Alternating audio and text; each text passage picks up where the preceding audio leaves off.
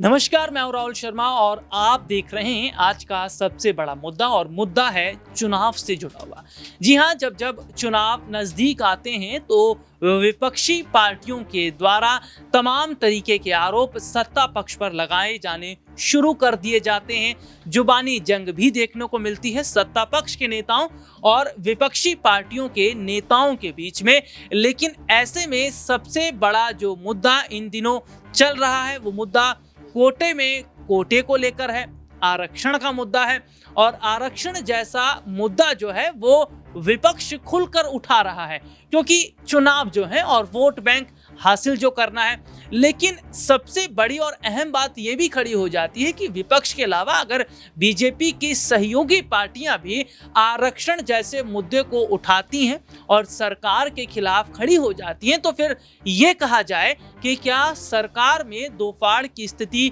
हो रही है और सरकार के खिलाफ क्या बगावती तेवर ये सहयोगी पार्टियां अपना रही हैं। देखिए, सबसे प्रमुख बात क्या है कि इसमें अगर बात कर लें तो बिहार में जो विधानसभा के चुनाव होने वाले हैं, उस चुनाव से पहले नीतीश कुमार ने जहां बड़ा कदम उठाया और अपना वोट बैंक भी बचाया, सत्ता भी बचाई, क्योंकि वक्फ बोर्ड की जमीनों पे मदरसों को खोलने का काम। और दूसरी सबसे बड़ी और अहम बात जो है वो ये निकलकर सामने आ रही है कि चिराग पासवान का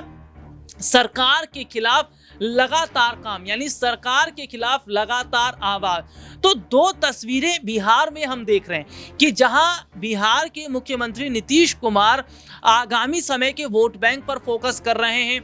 दलितों का वोट बैंक भी चाहिए, मुस्लिम वोट बैंक भी चाहिए, पिछड़ा वोट बैंक भी चाहिए। तो दूसरी तरफ हम देख रहे हैं कि चिराग पासवान भी इस बात को समझते हैं कि बिहार में विधानसभा चुनाव में अगर वो अपने उम्मीदवारों को उतारेंगे, उनकी पार्टी उतारेगी, तो जाहिर तौर पर उनकी पार्टी के उम्मीदवारों को वोट तभी मिलेगा जब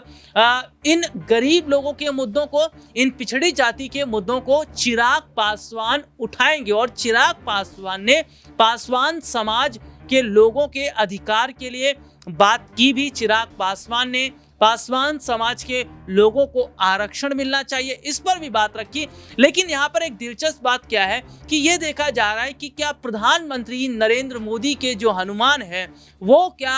एनडीए के खिलाफ खड़े हो रहे हैं, क्या एनडीए में बगावत देखी जा रही है। देखिए, नीतीश कुमार का अगर मैं जिक्र करूं तो नीतीश कुमार क्या बिहार को ध्यान में रखते हुए अपना वोट बैंक बचा रहे हैं। देखिए, केंद्र की जो राजनीति होती है वो एक अलग है, लेकिन राज्य की राजनीति ये बहुत ज़्यादा मायने करती है वहाँ के मुख्यमंत्री के लिए, वहाँ की जो लोकल पार्टियां हैं उनके लिए। तो ऐसे में ये देखा जा रहा है कि जिस तरीके से हमने देखा कि वक्फ बोर्ड की जो ज़मीन है और वक्फ बोर्ड में जो संशोधन सरकार कर रही है, इस एक्ट में जो संशोधन किए जा रहे हैं, इसको लेकर लगातार आवाज़ खड़ी हो रही थी, बुलंद हो रही थी। विपक्षी पार्टियां कह रही हैं कि हम इस एक्ट में बदलाव नहीं होने देंगे, इसमें किसी भी हद तक जो है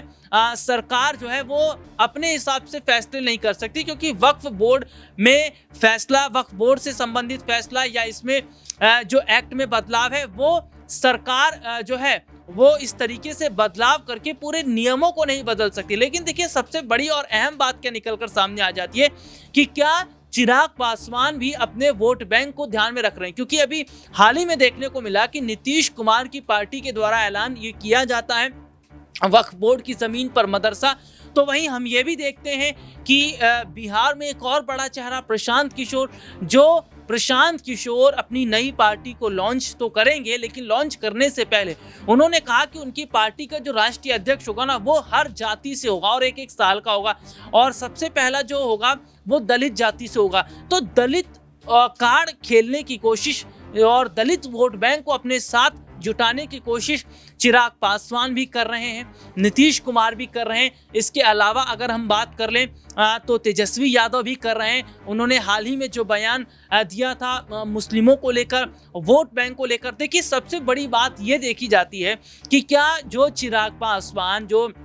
एनडीए का हिस्सा हैं और लगातार देखिए हम देख रहे थे कि एक वक्त में गलती चिराग पासवान ने उस वक्त भी की थी जब बीजेपी के साथ अलग हो गए थे, जब उन्हें लग रहा था कि हाँ अकेले अपने दम पर एक बड़ा वोट बैंक, एक बड़ा जनाधार वो हासिल कर लेंगे, लेकिन उस वक्त नहीं हुआ। लेकिन क्या इस बार जो गलती कर रहे हैं चिराग पासवान, एनडीए के खिलाफ खड़े होकर विपक्षी पार्टियों के सुर में सुर मिलाकर जो काम कर रहे हैं, क्या ये चिराग पासवान को भारी पड़ जाएगा? कहीं ऐसा ना हो कि चिराग पासवान को यहाँ पर वोट भी ना मिले उतनी बड़ी संख्या में और जो मंत्री पद उनके हाथ में वो भी चला जाए और एनडीए से अलग होकर चिराग पासवान के लिए मुश्किलें खड़ी हो जाती है। देखिए सबसे बड़ी बात ये हो जाती है कि बिहार में हम ये देख रहे हैं कि नीतीश कुमार को अगर सीएम बने रहना है तो सीधे सीधे तौर पर उन्हें वोट बैंक को मजबूत करना पड़ेगा। जाहिर तौर पर देखा जाए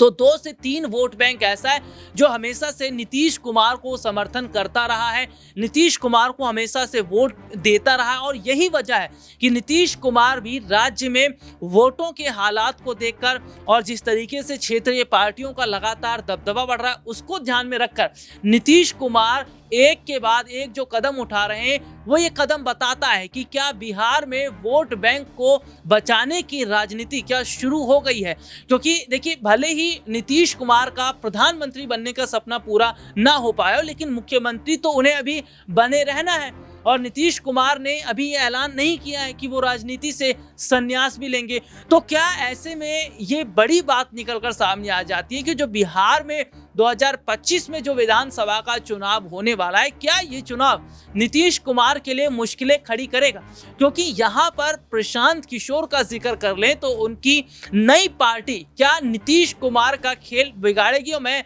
जनता से भी यही सवाल पूछना चाहूंगा इस मुद्दे पर, वो अपनी राय लिख सकते हैं कि क्या जिस तरीके से प्रशांत किशोर का जिक्र कर लें, एक बहुत बड़े रणनीतिकार जिन्होंने 2014 में प्रधानमंत्री नरेंद्र मोदी के साथ मिलकर काम किया, इसके अलावा पश्चिम बंगाल की मुख्यमंत्री ममता बनर्जी के साथ काम किया, दिल्ली के मुख्यमंत्री अरविंद केजरीवाल के साथ मिलकर काम किया, नीतीश के साथ भी उन्होंने काम किया हुआ है और बिहार की राजनीति को भलीभांति समझ भी रहे हैं प्रशांत किशोर, क्योंकि लगातार हमने देखा कि कई पद यात्राएं उन्होंने की हैं। इसके अलावा अगर देखा जाए तो जिस तरीके से वोटों के लिहाज से ये बात समझते हैं प्रशांत किशोर की पिछड़ी जाति का वोट बैंक कितना जरूरी है और यही बात ये चिराग पासवान की तरफ से देखी जा रही है कि चिराग पासवान जैसे बड़े नेता भी क्या वाकई पिछड़ी जाति के वोट बैंक पर नजर बनाए हुए हैं। तो क्या ऐसे में देखा जाए तो क्या नीतीश कुमार के लिए इस बार बिहार में जो विधानसभा का चुनाव हुए जीतना वो मुश्किल होगा या वोट बहुत बड़े हद तक बढ़ते नजर आएंगे? क्योंकि देखिए केंद्र सरकार ने अपने स्तर पर जो काम किया है या फिर अगर मैं बात करूं तो सुप्रीम कोर्ट का जो फैसला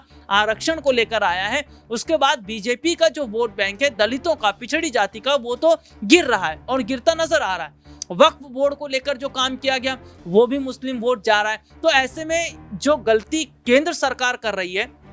और जिस तरीके से पहले गलतियां उन्होंने की, चाहे वो 400 पार का नारा हो, हिंदू राष्ट्र बनाने की बात हो या अगर बात करें संविधान को बदल देने की बात हो, यही गलतियां सरकार को लोकसभा चुनावों में बड़ा झटका देती हैं। और नीतीश कुमार एक मजे हुए खिलाड़ी हैं। नीतीश कुमार इस बात को भलीभांति समझ रहे हैं कि वोट बैंक ना जाने पाए और वोट बैंक अगर चला गया तो वापस उसको लाना बहुत मुश्किल हो जाता है। तो ऐसे में वोट बैंक को बचाते हुए नीतीश कुमार जो रणनीति बना रहे हैं क्या वाकई कामयाब होगी? लेकिन चिराग पासवान जैसे युवा नेता और लगातार अगर मैं बात करूं तो बीजेपी के साथ वो जुड़े रहे हैं, सरकार के साथ में काम कर भी रहे हैं, लेकिन अगर ये बगावत चिराग पासवान की देखी जा रही है नीतीश कुमार